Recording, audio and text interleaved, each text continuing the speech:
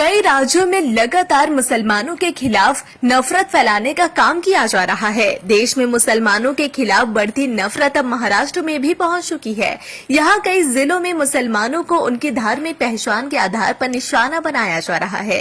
पुणे के ग्रामीण इलाके में एक मंदिर के बेहुरमती को लेकर मुसलमानों से जबरन उनकी दुकान बंद रखने को कहा गया है, जिससे उनकी रोजी रोटी को लेकर बड़ा सवाल खड़ा हो गया।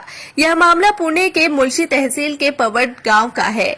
यहाँ के रहने वाले राशिद बदला हुआ नाम, उनका कहना है कि जब वह 11 साल के थे तब अपने परिवार के साथ रोजगार की तलाश में उत्तर प्रदेश से यहाँ आए थे।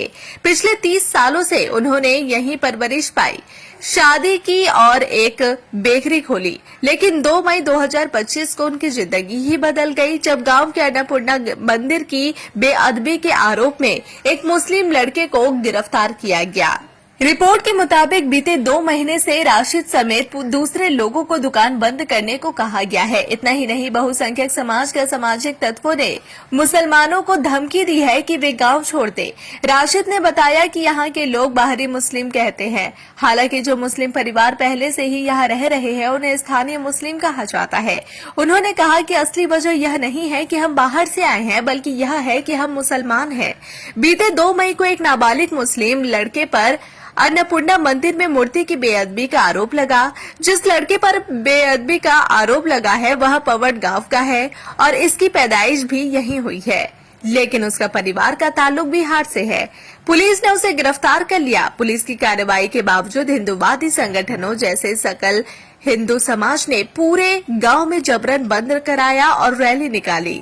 मुस्लिम परिवारों का आरोप है कि इसके बाद से मुस्लिम दुकानों और कारोबारियों को निशाना बनाया जा रहा है। उन लोगों को लगातार कारोबार बंद करने और गांव छोड़ने की धमकी दी जा रही है।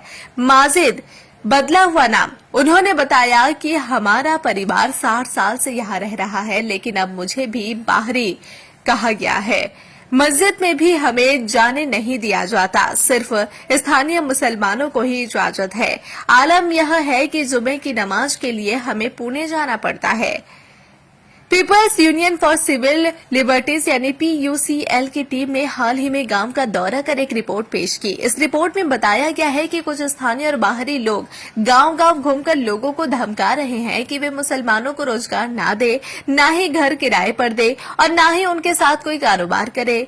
रिपोर्ट में कहा गया है कि कई मुस्लिम दुकानों के जबरन बंद करा दिया गया है, जिसमें बेकरी, कबाड़ी, नाई और मांस की दुकानें शामिल है।